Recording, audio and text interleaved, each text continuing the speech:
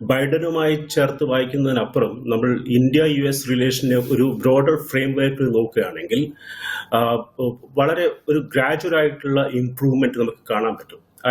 ഞാനിതിനെ ഒരു കോണ്ടെക്സ്റ്റിൽ പ്ലേസ് ചെയ്യാൻ വേണ്ടി ആഗ്രഹിക്കുകയാണ്. ഫോർ എക്സാമ്പിൾ 1971 മുതൽക്ക് നമ്മൾ നോക്കുകയാണെങ്കിൽ 71 വാറിന്റെ സമയത്ത്, പാകിസ്ഥാനായിട്ടുള്ള യുദ്ധത്തിന്റെ സമയത്ത് ടോട്ടലി അഗെയിൻസ്റ്റ് ആയിരുന്നു. അങ്ങനെ 89 91 ലിബറലൈസേഷനും അതിനുശേഷം 1998 ഇന്ത്യ പോഖ്റാൻ ടെസ്റ്റ് 2 നടത്തിയപ്പോഴെല്ലാം ഇന്ത്യക്കെതിരെ വലിയ രീതിയിലുള്ള ഉപരോധങ്ങളൊക്കെ നടത്തിക്കൊണ്ടിരുന്ന ഒരു അമേരിക്കയാണ് 2006 ആവുമ്പോഴേക്കും വലിയ രീതിയിലുള്ള ഒരു ബ്രോഡർ മാറ്റം വന്നത്. ഇതിന്റെ തുടർച്ചയാണ് നമ്മളിപ്പോൾ കാണുന്നത്. ഞാൻ നേരത്തെ പറഞ്ഞ പോലെ ഒരു ഗ്രാഫിക്കലായിട്ട് നോക്കുകയാണെങ്കിൽ ഒരു 2006 ശേഷം കഴിഞ്ഞ ഒരു 20 വർഷത്തിനുള്ളിൽ ഇന്ത്യ അമേരിക്ക ബന്ധം വളരെ ഗ്രാജുവലി കൺസോളിഡേറ്റ് ചെയ്യുന്നത് നമുക്ക് കാണാൻ പറ്റും. അതിന്റെ ഒരു തുടർച്ചയാണ് ഇപ്പം അതിന് മുമ്പുള്ള ട്രംപ് ആണെങ്കിലും അതിനുശേഷം ബൈഡനും ഇപ്പോൾ ട്രംപ് വന്ന് ചെയ്യുന്നതെല്ലാം അതിന്റെ ഒരു കണ്ടിന്യൂറ്റി ആയിട്ട് വേണം നമുക്ക് കാണാൻ.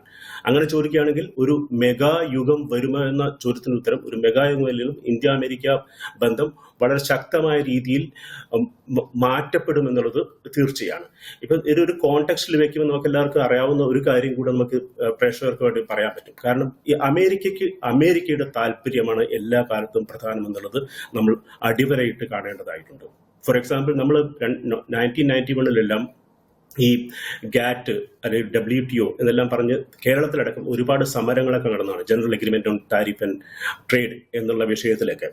അപ്പൊ അതിലുണ്ടായിരുന്നൊരു പ്രധാന വിഷയം എന്താണെന്ന് വെച്ചാൽ താരിഫ് കുറച്ച് ട്രേഡിനെ വർദ്ധിപ്പിക്കുക എന്നുള്ളൊരു നിലപാടിലായിരുന്നു ആ കാലത്ത് അമേരിക്ക ഉണ്ടായിരുന്നത്.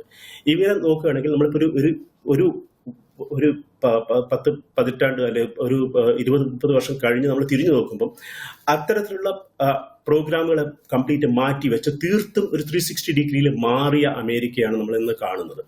അപ്പൊ ഞാനിത് പറയാനുള്ള കാരണം എന്ന് വെച്ചാൽ അമേരിക്കയെ സംബന്ധിച്ചിടത്തോളം ഇന്ത്യ എന്നത് ഒരു അവിഭാജ്യമായിട്ടുള്ളൊരു പാർട്ട്ണറാണ് ഇന്നത്തെ സാഹചര്യത്തിൽ. ലോകത്തിലെ ഏറ്റവും വലിയ ഡെമോക്രസിയാണ് India, one of the democracies ആണ്. അങ്ങനെ നോക്കുകയാണെങ്കിൽ ഇപ്പം ചൈനയുമായിട്ട് ഉള്ള റിലേഷൻസിൽ പ്രശ്നങ്ങളുണ്ട്, യൂറോപ്യൻ യൂണിയൻ ആയിട്ടുള്ള റിലേഷൻസ് പ്രശ്നമുണ്ട്, മിഡിൽ ഈസ്റ്റിലായിട്ടുള്ള റിലേഷൻസിൽ പ്രശ്നമുണ്ട് അമേരിക്കയ്ക്ക്. ഇങ്ങനെ നോക്കുകയാണെങ്കിൽ ലോകത്ത് സൗഹൃദം കാത്തു സൂക്ഷിക്കാൻ പറ്റുന്ന വലിയ രാജ്യങ്ങളിലൊന്ന് ഇന്ത്യയാണ്. ഇത് കണ്ടുകൊണ്ട് തന്നെയാണ് അമേരിക്കയിലെ ഒരു പോളിസി ഷിഫ്റ്റ് നമ്മൾ കഴിഞ്ഞ കുറെ വർഷങ്ങളിൽ കാണുന്നത്. അതിന്റെ അടിസ്ഥാനത്തിൽ നോക്കുകയാണെങ്കിൽ തീർച്ചയായിട്ടും കഴിഞ്ഞ അടുത്ത 10 വർഷങ്ങളിൽ, അതായത് കോമ്പാക്ട് എന്നുള്ള ഒരു എഗ്രിമെന്റ് ആണ് ഇന്ന് സൈൻ ചെയ്തത്. അതിൽ പ്രധാനമായുള്ളത് ഡിഫൻസും കൊമേഴ്സും ടെക്നോളജിയും, ഇത് മൂന്നുമാണ് ഇതിന്റെ മെയിൻ കോമ്പണന്റ്. ഈ 3 കോമ്പണന്റും ചേർത്തുകൊണ്ടുള്ള വരും വർഷങ്ങളിൽ ഇന്ത്യ അമേരിക്ക ബന്ധം കൂടുതൽ ദൃഢമായിരിക്കും എന്നുള്ളത് തന്നെയാണ് എനിക്ക് പറയാനുള്ളത്. ഒരു കാര്യം കൂടെ ചേർത്ത് പറയാം, ഈ ട്രംപിന്റെ ഇപ്പം നടക്കുന്ന movements, he has too much on his plate now. അപ്പൊ അതുകൂടെ നമുക്ക് കാണുന്നതായിട്ട് ഇപ്പം ഇസ്രായേൽ ഗാസ വിഷയം, അതേപോലെ റഷ്യ ഉക്രൈൻ വാർ, ഇത്തരത്തിൽ കഴിഞ്ഞ 3 ആഴ്ചക്കുള്ളിൽ ലോകത്തെ മുഴുവൻ മാറ്റിമറിക്കാൻ പറ്റുന്ന രീതിയിലാണ് കാര്യങ്ങൾ മുന്നോട്ട് പോയിക്കൊണ്ടിരിക്കുന്നത്. Too fast, too much he is doing. ഇത്തരത്തിലുള്ള കോണ്ടെക്സ്റ്റിൽ അതേ പേസിൽ ഇന്ത്യയും റെസിപ്രോക്കേറ്റ് ചെയ്യാൻ എനിക്ക് ശ്രമിക്കുകയാണെങ്കിൽ ചിലപ്പോൾ നമ്മളുടെ കാര്യങ്ങൾ കയ്യിൽ നിന്ന് വിട്ടുപോകാൻ സാധ്യതയുണ്ട്. പക്ഷെ gradually if you take it for A long term, ഒരു 10 വർഷത്തേക്ക് ഒരു വിൻഡോയിൽ നമ്മൾ ഈ റിലേഷൻസിനെ ഡെവലപ്പ് ചെയ്യുകയാണെങ്കിൽ തീർച്ചയായിട്ടും ഒരു മെഗാ യുഗത്തിനുള്ള സാധ്യത നമ്മുടെ മുന്നിലുണ്ട്.